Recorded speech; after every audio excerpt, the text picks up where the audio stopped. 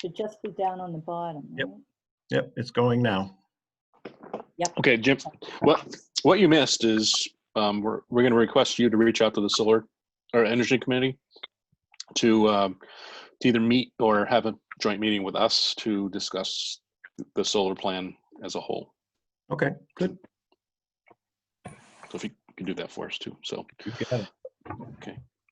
Next, Veronica. Oh, I'm sorry. This is the 4.2.4 Townsend Yep. Community Access and Media Incorporated. And in your packet, and Dawn, I know you don't have one, are the articles of organization for this, and the list of our officers. And I guess the way the article was written that was on town meeting, it says $425,000 distributed by the Board of Selectmen as deemed appropriate and pursuant to an agreement. So I guess my first question is there an agreement? And when will there be an agreement? And how are we working on that agreement? So let me ask all my questions first, because I didn't see any bylaws or operation agreement under this corporation, just articles of organization. So I don't know if they're required to do that, but they are a 501c3. So I would have expected to see something that defines that, how they operate. The second one is I'm wondering about the longevity of the board of directors. Could you comment on that, Jim? How long they're going to live? No. How long will they be directors of the corporation? Okay, I'll take your questions in order. No, and I don't know. Okay, we don't have an agreement yet. We don't have bylaws as of yet. And you're not expected to do anything right yet.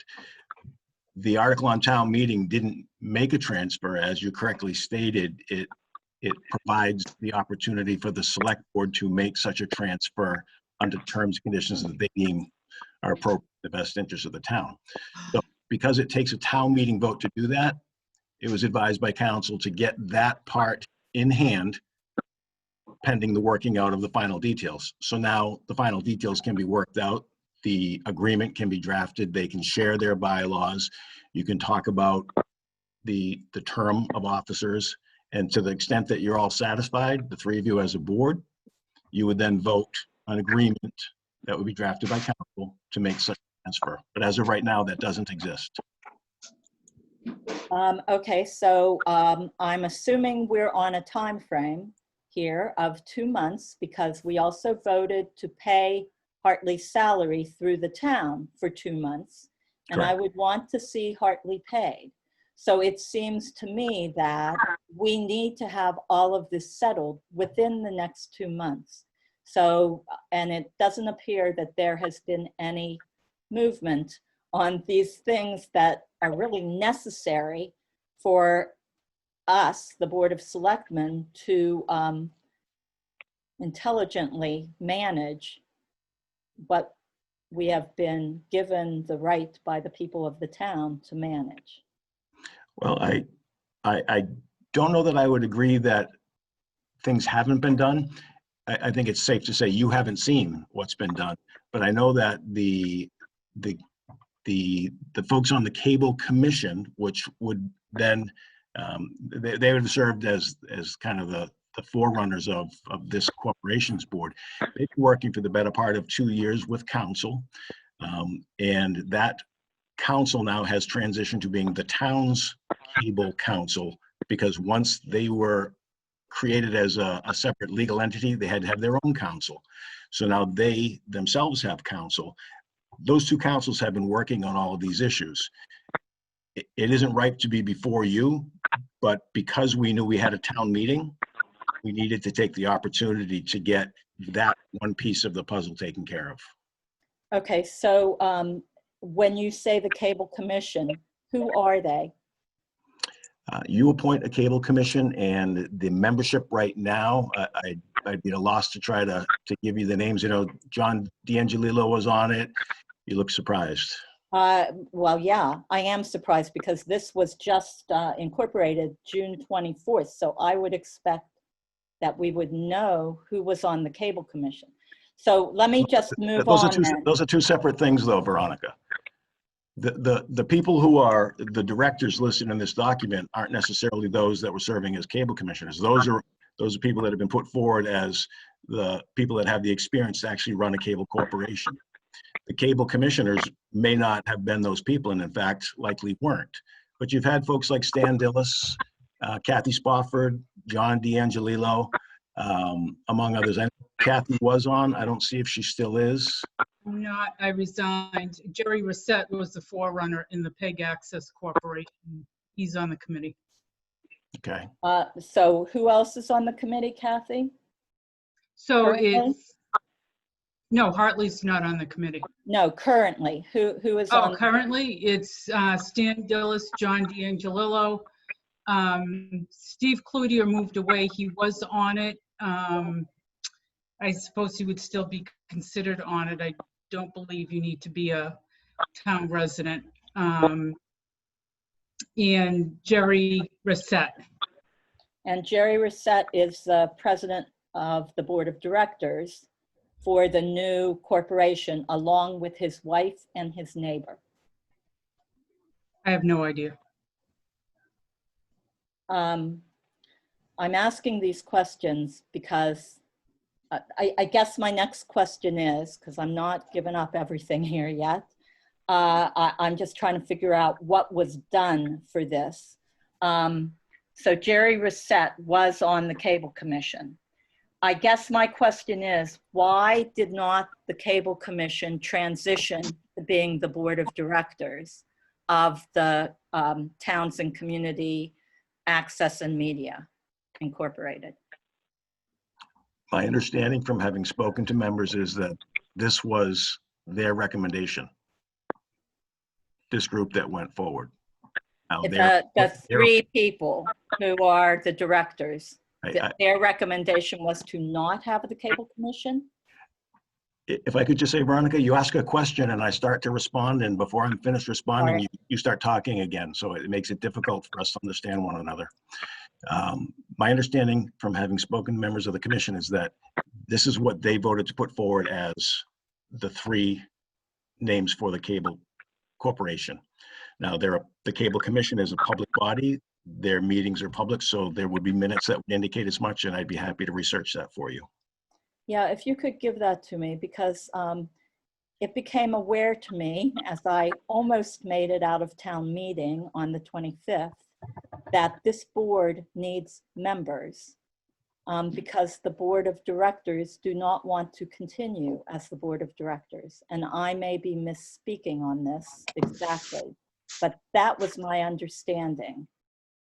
So I guess I'm looking for a little bit of information on how this is going to work going forward. Sure. I might suggest that conversations during the course of business between us would go a long way toward addressing some of your concerns. That doesn't mean you can't still address them publicly for those that are watching at home, but you ask a question without me having any opportunity to have prepared to give you the answers. So it makes it a little difficult. So I just would hope in the future we could have conversations during the course of the week, and that would allow me to be better prepared to answer your questions when we do have the public discussion. But having said that, what I heard you say, I think didn't make sense, because it sounded like you were saying that members that are on the board of directors have decided they no longer want to serve as members of the board of directors. Did you mean members of the cable commission? Oh, no, I mean members of Townsend Community Access and Media Incorporated. I guess that is why I asked the question, what is the longevity of the members of the board? Oh, okay, and again, I'm not certain your use of the word longevity. You mean how long are they going to stay, or how long are they What are allowed their to stay? terms?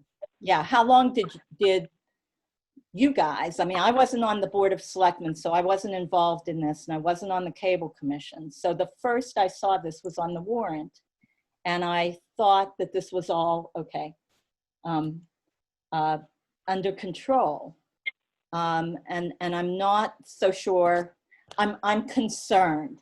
I think it can get fixed. I'm concerned mostly for Hartley, who has 2 months with the town, and then he goes to this corporation. He becomes an employee of this corporation. So I guess the question is, what are we doing with this going forward? What's the timeline? We have 2 months. Sure. First, you made a statement that I want to just make certain everybody's clear about. When you said you all, meaning the Board of Selectmen and perhaps myself, have been involved and you want to know what we've been doing. That's actually not the case at all. What Okay. the Board of Selectmen has done is taken a vote when approached by the committee and authorized them to hire counsel. As I said moments ago, first they hired counsel that was representing the cable committee. And once it became ripe that they would become this separate legal entity, they came back again and asked for permission and were granted permission to hire separate counsel. So they have separate counsel and we have separate cable counsel. Those are the parties that have been working on this issue. It's not yet been before the board in any substance because it's not Okay. yet ripe to be. But All it right. is, there has been an enormous amount of work that's been done that just has not been done for the benefit of the public at a Board of Selectmen's meeting.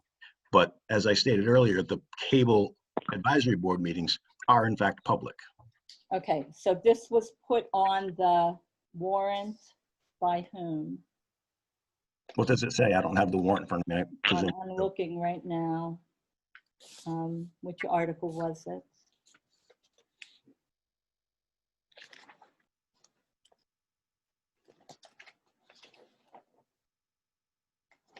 Is there a reason, just stylistically or procedurally, that you prefer to do this way as opposed to actually talking with one another? Well, I thought that's what we were doing. I thought that things had to be done in a public meeting. Votes need to be taken in a public meeting, but there's nothing that precludes, and in fact, I would say that my experience would demonstrate that we do far better in public meetings when we do the research outside of the session, because what we've got now is everybody sitting and listening to you ask questions that are very good questions that I'm not prepared to answer in any detail because I didn't have any heads up as to what was specifically going to be asked. So if you and I had spoken during the week sometime and said, hey, these are the kind of things that I'm looking to talk about. Can you be prepared? Can you pull the file on this? Get me the history on the commissioners. Get me the history on a timeline on what has happened since the board last had the commission before them. Those types of things. Then this would go much more smoothly and quite frankly would be much more informative because right now I'm not certain that this is.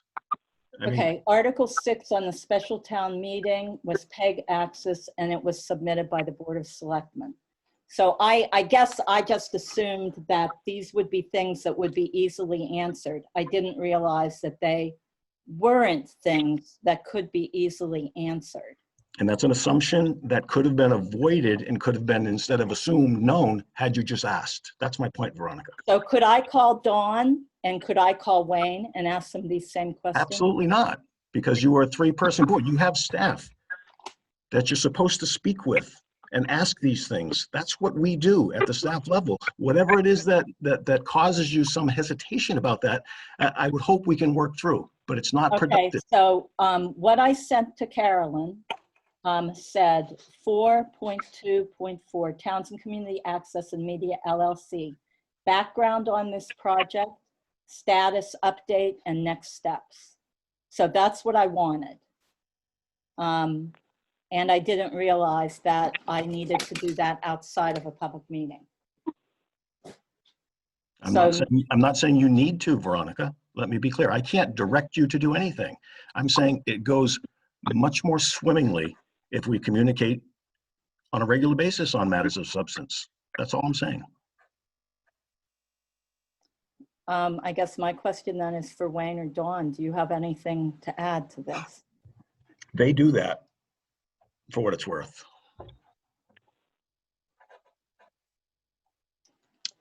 I'm there. I have a lot of questions as well. I think Jim can attest that I come in quite regularly to